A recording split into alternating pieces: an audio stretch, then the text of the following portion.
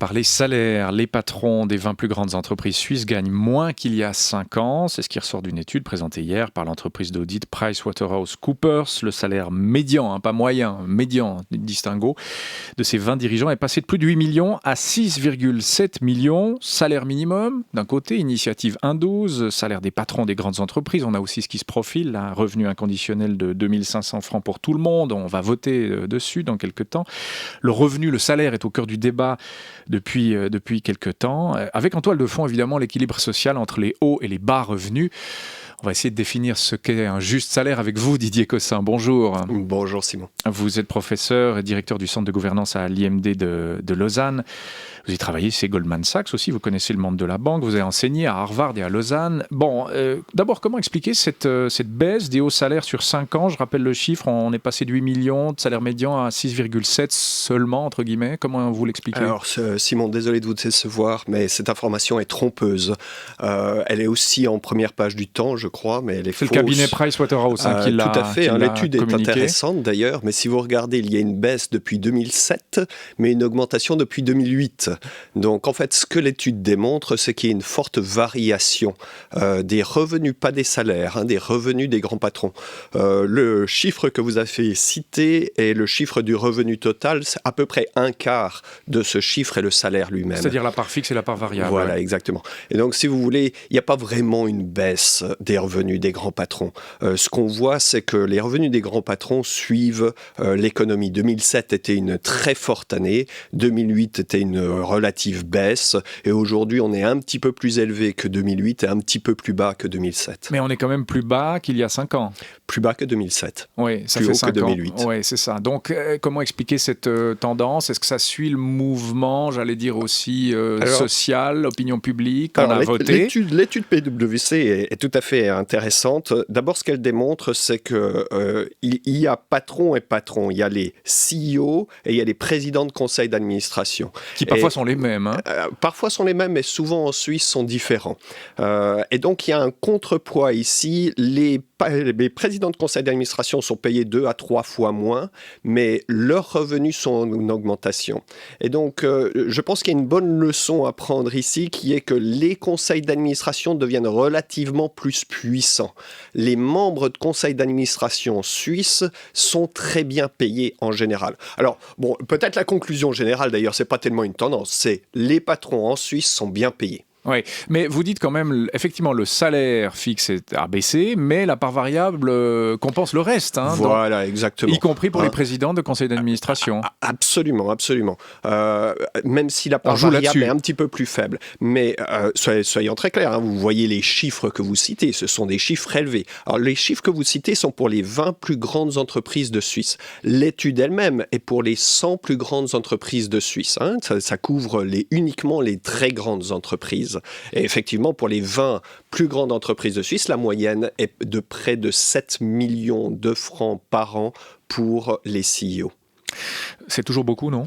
Bien sûr que c'est beaucoup. Est-ce qu'un homme, est-ce qu'un patron, fût-il brillant, prenant d'excellentes décisions pour son entreprise, vaut ça ? Question philosophique, vous avez quelques minutes pour répondre. Alors, oui, c'est très clair, bien sûr, puisqu'il y a beaucoup de gens La réponse est oui. Oui, bien sûr. Mais à mon avis, la question n'est pas là. Est-ce qu'on vaut ça ? Ça n'a pas beaucoup d'importance. D'abord, chacun de nous vaut plus que ça, quelque part. On vaut d'une manière humaine autre chose. Mais la question n'est pas tellement là pour moi. La question, c'est est-ce que l'inégalité nuit au bien-être social ?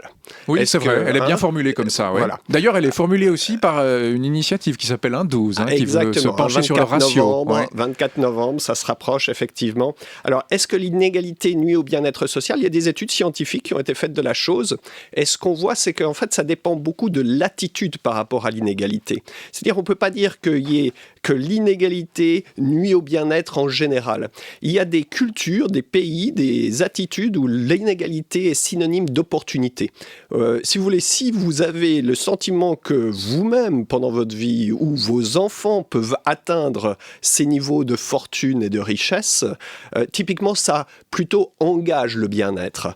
Ça engage l'espoir et ça engage le bien-être. On le voit, il y a une très forte distinction entre les États-Unis et l'Europe en général de ce point de vue-là. C'est assez ultralibéral, l'inégalité qui engendrerait l'envie d'atteindre les sommets, même si on part de tout en bas. Bon, chacun pour tous et Dieu les triera, comme disait l'autre. Hein. Alors, je dirais pas que c'est ultralibéral, c'est une observation scientifique qui est faite sur le niveau de bien-être dans les sociétés lorsque tout simplement vous demandez aux gens s'ils sont heureux et qu'est-ce qui mène à ce bien-être. Ça vaut pour les États-Unis, ça donc. Ça vaut pour les États-Unis. Pour l'Europe, c'est un peu différent. Pour l'Europe, c'est tout à fait différent. Et la place de la Suisse là-dessus est beaucoup moins claire. On est dans l'ambiguïté en Suisse. Et donc, il y a deux éléments. On parle des salaires des très grands patrons qui ne sont pas les grandes fortunes. On a beaucoup moins d'échos négatifs sur les classements de bilan, sur les grandes fortunes suisses. Et ça, vous l'attribuez à quoi, justement? C'est que la grande fortune, Schmid-Heiny, etc., on les connaît, c'est traditionnel depuis des décennies, on s'en prend plus à ces gens-là. Comment, culturellement, on vit dans un monde comprenez capitaliste, il y a un respect pour le capital, il y a beaucoup moins... il y a une ambiguïté sur leur venue du travail et il y a beaucoup moins d'ambiguïté sur le capital. Et puis, pour moi, ça se rattache, vous avez parlé du 1,12, on pourrait aussi parler du salaire minimum, est de la votation qui va venir en début d'année prochaine. Et là, c'est aussi la question. Où est-ce qu'on mesure la richesse d'une société? Est-ce qu'on mesure la richesse d'une société? Parce qu'il faut bien être clair, la richesse amène du bien-être. Quand vous faites les études à travers le monde, les pays les plus riches tendent à avoir plus de bien-être. Et donc, est-ce qu'on mesure la richesse d'une société par le produit intérieur brut du pays par habitant? Est-ce qu'on le mesure par les plus riches? L'homme le plus riche du monde aujourd'hui est un Mexicain. Est-ce que ça fait de Mexique un des pays les plus riches du monde? Certainement pas. Ou de plus en plus, mon expérience personnelle, est-ce qu'on devrait le mesurer par le revenu le plus bas dans la société?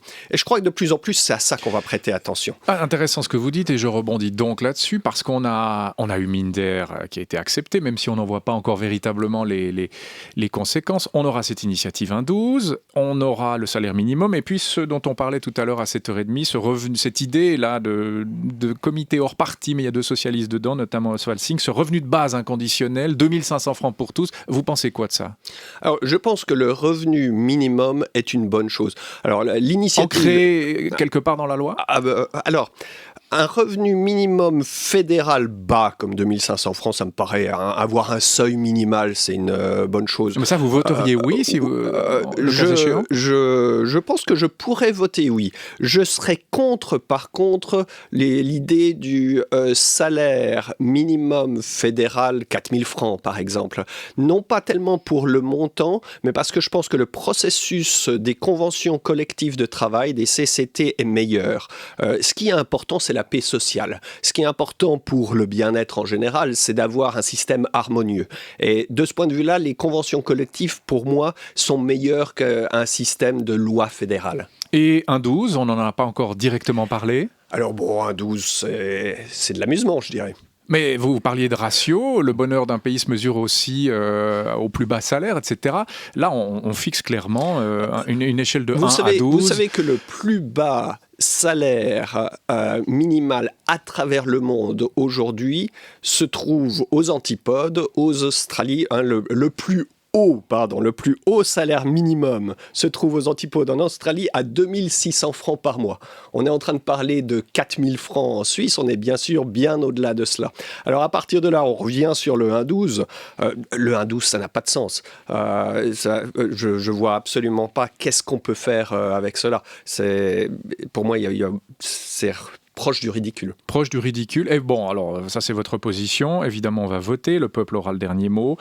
Est-ce que ça fera fuir des entreprises? Ça, c'est Pierre-Yves Maillard, d'ailleurs. C'était très intéressant, conseiller d'État socialiste du canton de Vaud, qui était sur notre antenne il y a quelques jours, qui disait « Moi, je suis de gauche, donc je vais voter oui à 1,12, mais je ne nie pas le risque que ça puisse faire fuir certaines entreprises, peut-être, ou ne pas attirer les bonnes personnes. » Vous voyez ce risque aussi? Alors, le 1,12 nuirait forcément à l'économie suisse. Je pense que des entreprises devraient trouver des solutions pour le contourner. Pour moi, ça met un système en place qui sera bureaucratique, qui sera destructif, qui n'est pas utile. Donc il faut quoi pour réglementer les salaires? L'impôt sur les hauts salaires, faut le monter un peu plus. Alors, Minder, ça suffit ou pas? Minder est un bon système. Minder, ce que Minder engage, c'est la surveillance par les conseils d'administration. On pourrait faire d'autres choses. On pourrait par exemple introduire des employés sur les conseils d'administration, comme ça se fait dans les pays scandinaves. C'est-à-dire on monte un employé de base et on le fait participer au conseil d'administration. Exactement. Des représentants des employés de base. Ça pourrait être une manière de surveiller les choses. Donc on a beaucoup de, si vous voulez, pour moi les solutions de consensus, d'échange sont toujours meilleures que les réglementations qui exigent une centralisation bureaucratique. Et bien voilà une idée, faire monter un employé de base, entre guillemets, dans le conseil d'administration d'une entreprise. La Scandinavie le pratique, vous le disiez? Absolument. Et vous pensez que ce serait possible en Suisse, je sais pas, Ce UBS, serait tout à Crédit fait Suisse possible. Ce serait tout à fait possible.